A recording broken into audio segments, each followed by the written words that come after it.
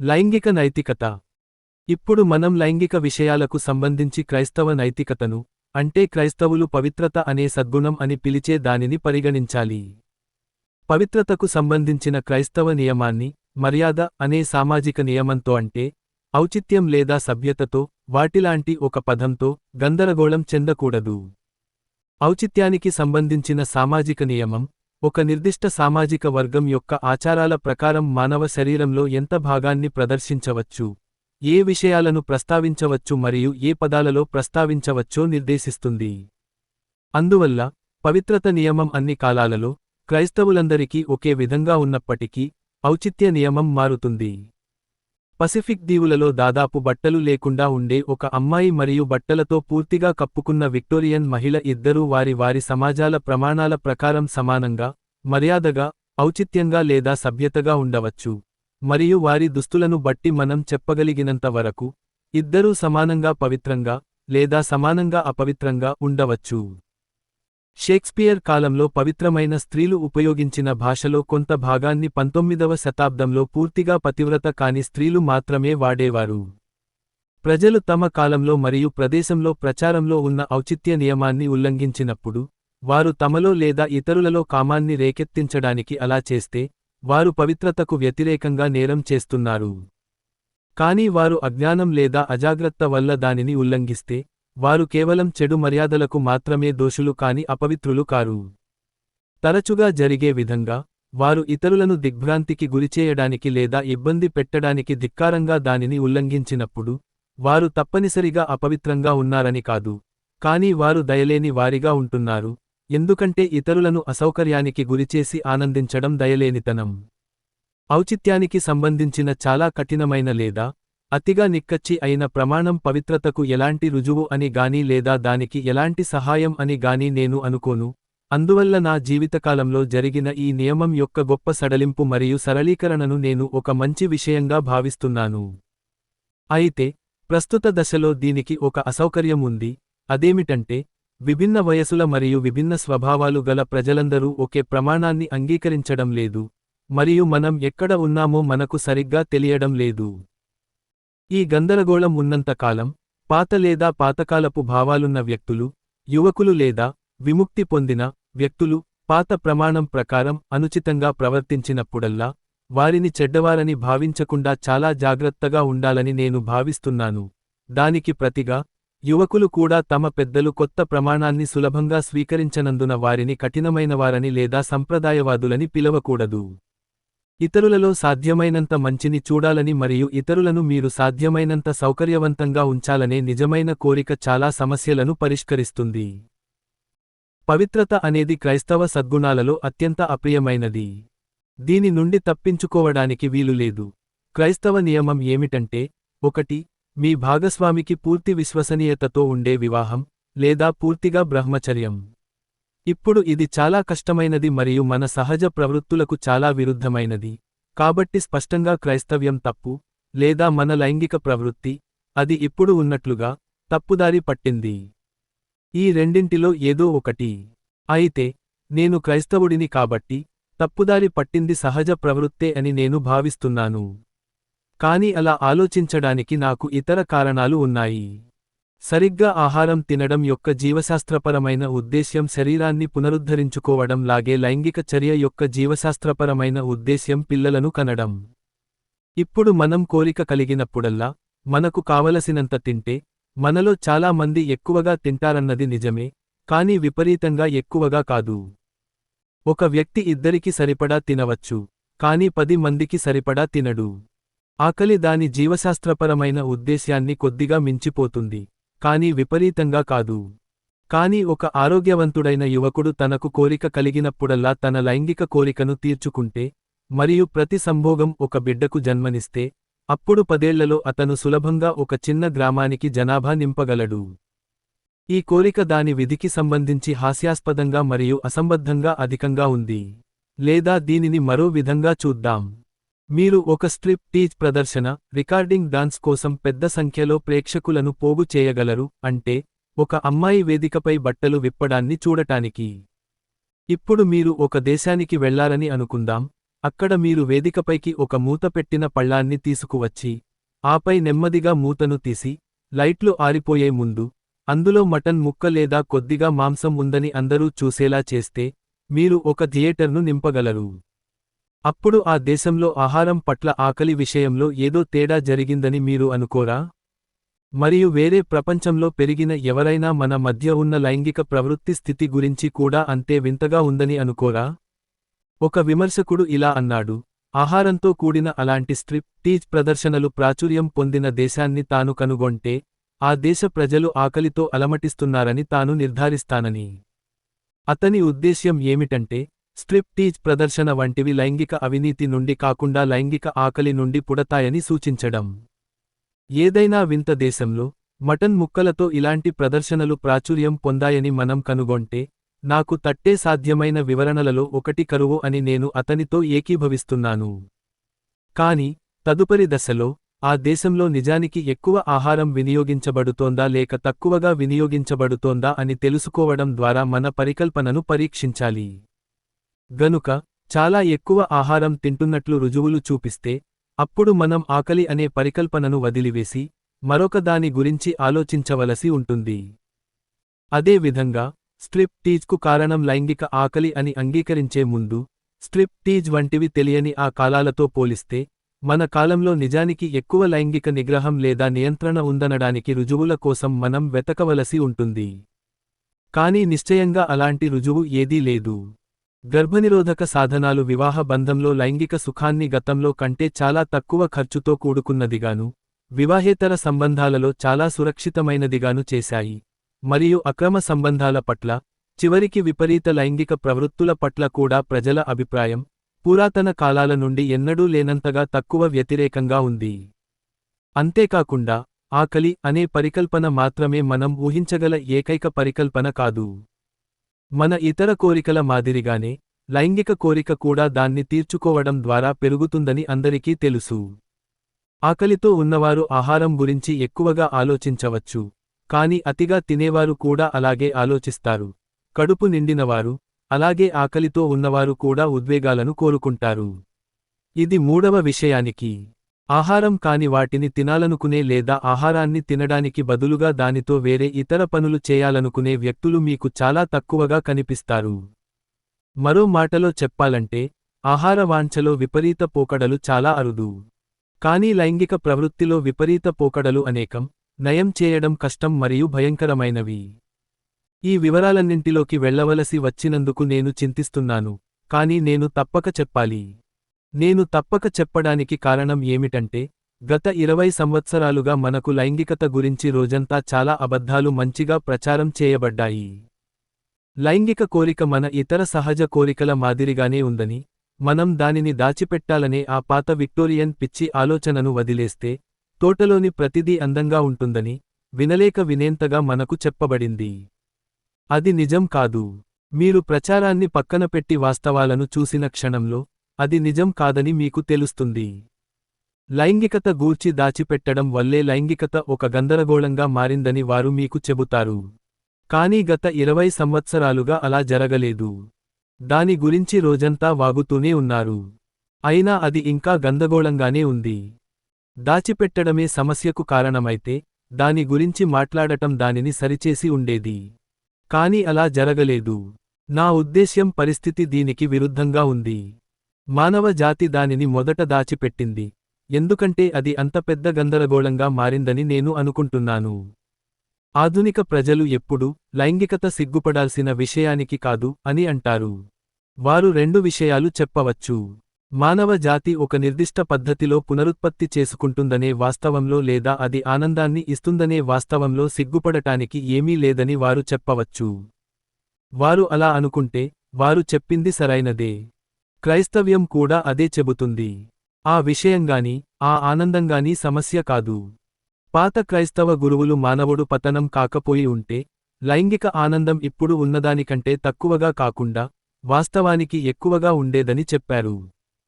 కొంతమంది మూర్ఖ క్రైస్తవులు, లైంగికత, లేదా శరీరం, లేదా సుఖం అనేవి స్వతహాగా చెడ్డవని క్రైస్తవ్యం భావిస్తుందని మాట్లాడారని నాకు తెలుసు.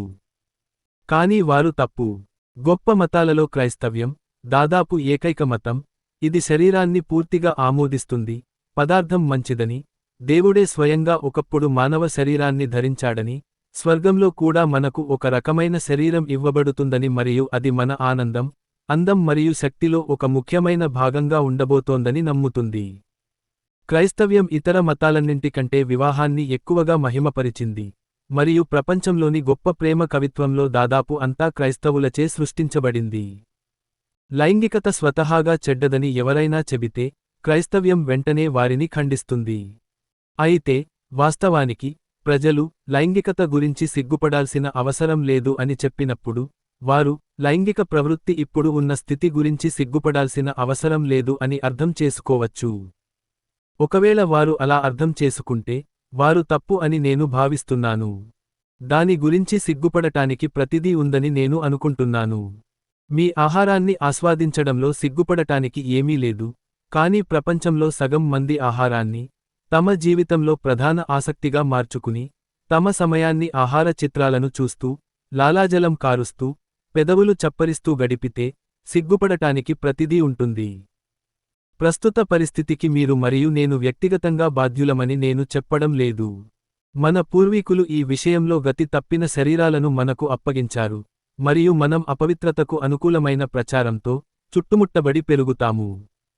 మన లైంగిక ప్రవృత్తిని రగిలించి, మన నుండి డబ్బు సంపాదించాలనుకునే వ్యక్తులు ఉన్నారు. ఎందుకంటే, వాస్తవానికి, ఒకే విషయంపై వ్యామోహం ఉన్న వ్యక్తికి అమ్మకాలకు లొంగిపోకుండా ఉండే శక్తి చాలా తక్కువగా ఉంటుంది. దేవునికి మన పరిస్థితి తెలుసు, మనం అధిగమించడానికి ఎలాంటి కష్టాలు లేనట్లుగా భావించి ఆయన మనల్ని తీర్పు తీర్చడు. వాటిని అధిగమించాలనే మన సంకల్పం యొక్క చిత్తశుద్ధి మరియు పట్టుదలే ముఖ్యం. మనం స్వస్థత పొందాలంటే, ముందుగా మనం స్వస్థత పొందాలని కోరుకోవాలి. సహాయం కోసం నిజంగా కోరుకునే వారికి అది లభిస్తుంది, కానీ చాలా మంది ఆధునిక ప్రజలకు ఆ కోరిక కలగడమే కష్టం. మనం నిజంగా కోరుకోని దానిని కోరుకుంటున్నామని అనుకోవడం సులభం.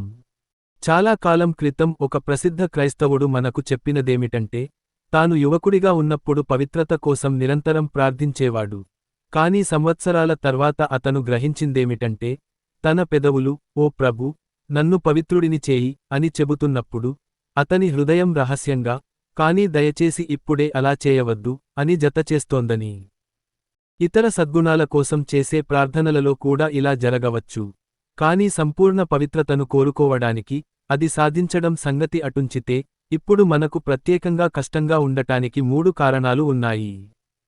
మొదటగా, మన వక్రీకరించబడిన స్వభావాలు, మనల్ని ప్రలోభపెట్టే దురాత్మలు, మరియు కామం కోసం ఉన్న సమకాలీన ప్రచారాలన్నీ కలిసి, మనం ప్రతిఘటిస్తున్న కోరికలు చాలా సహజమైనవి, చాలా ఆరోగ్యకరమైనవి, మరియు చాలా సహేతుకమైనవి అని మనకు అనిపించేలా చేస్తాయి. వాటిని ప్రతిఘటించడం దాదాపు విపరీతమైనది మరియు అసాధారణమైనదిగా తోస్తుంది. పోస్టర్ల తర్వాత పోస్టర్లు, సినిమాల తర్వాత సినిమాలు, నవలల తర్వాత నవలలు, లైంగిక సుఖాన్ని ఆరోగ్యం, సాధారణత్వం, యవ్వనం, పసితనం మరియు మంచి హాస్యం అనే భావనలతో ముడిపెడతాయి. ఇప్పుడు ఈ అనుబంధం ఒక అబద్ధం. అన్ని శక్తివంతమైన అబద్ధాల మాదిరిగానే, ఇది ఒక సత్యంపై ఆధారపడి ఉంటుంది. పైన అంగీకరించిన సత్యం ఏమిటంటే, లైంగికత చుట్టూ పెరిగిన మితిమీరిన చర్యలు మరియు వ్యామోహాలు కాకుండా, లైంగికత దానికదే సాధారణమైనది, ఆరోగ్యకరమైనది, మరియు మిగతావన్నీ కూడా. మీరు ఆ క్షణంలో ప్రలోభానికి గురయ్యే ఏ లైంగిక చర్య అయినా ఆరోగ్యకరమైనది మరియు సాధారణమైనది అనే సూచనలోనే ఆ అబద్ధం ఉంది.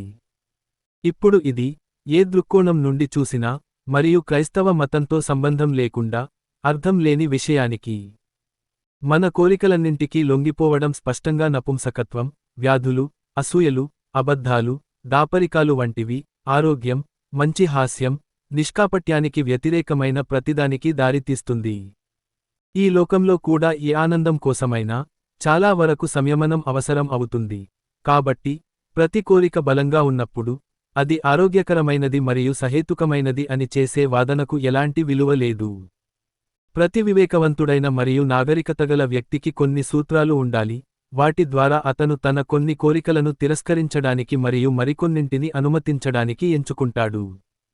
ఒక వ్యక్తి దీనిని క్రైస్తవ సూత్రాల ఆధారంగా చేస్తాడు, మరొకరు ఆరోగ్య సూత్రాల ఆధారంగా, ఇంకొకరు సామాజిక సూత్రాల ఆధారంగా చేస్తారు. అసలు సంఘర్షణ క్రైస్తవ మతానికి మరియు ప్రకృతికి మధ్య కాదు, కాని ప్రకృతిని నియంత్రించడంలో క్రైస్తవ సూత్రాలకు మరియు ఇతర సూత్రాలకు మధ్య ఉంది. ఎందుకంటే మీరు మీ జీవితాన్ని పూర్తిగా నాశనం చేసుకోదలుచుకోకపోతే ప్రకృతిని సహజ కోరికల అర్థంలో ఎలాగైనా నియంత్రించాల్సి ఉంటుంది. క్రైస్తవ లైంగిక నైతిక సూత్రాలు ఒప్పుకోవలసిందే, ఇతరుల కంటే కఠినమైనవి, కాని అంగీకరిస్తే వాటిని పాటించడానికి మీకు దేవుని నుండి సహాయం లభిస్తుందని మేము భావిస్తున్నాము. ఆ సహాయం ఇతరులు పాటించడానికి లభించదు. రెండవదిగా, చాలా మంది క్రైస్తవ పవిత్రతను తీవ్రంగా పాటించడానికి ప్రయత్నించకుండా వెనుకాడతారు, ఎందుకంటే వారు ప్రయత్నించక ముందే అది అసాధ్యమని భావిస్తారు.